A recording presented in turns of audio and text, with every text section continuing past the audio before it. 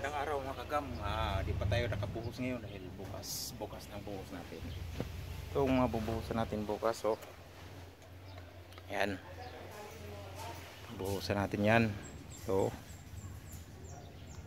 yun pa rin 40 by 40 na kulom. Hanggang dyan lang muna dahil mayroon pa ditong tie beam. Yan. Yung mga tie beam yan. Tie beam yan dyan. Tie beam naka yan o. Tie beam. Yan ang madawil sa tie beam yon. Tie beam yan dyan. Ito lahat ng tie beam. Kaya bukas tuloy na itong bukas nito bukas. Bali pito na kulom 40 by 40 lahat. Yan.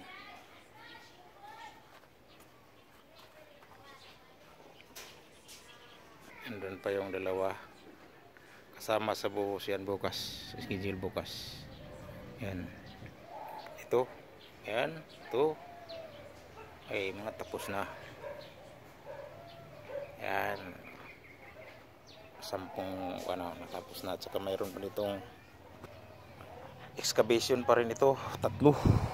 Saka doon sa kabila mayroon ding 3. Ito sa steel fabrication ito, naka-fabricate na yung dalawa, bali 3 yan, yung isa doon isa na ano na. Ready na to. Pag lagay sa excavated na yung nandun kanina, hukay kanina. Ayan, ready na yan. Yan lang muna ang update natin. Basta bukas, tuloy na yan bukas, tuloy na ang buhos.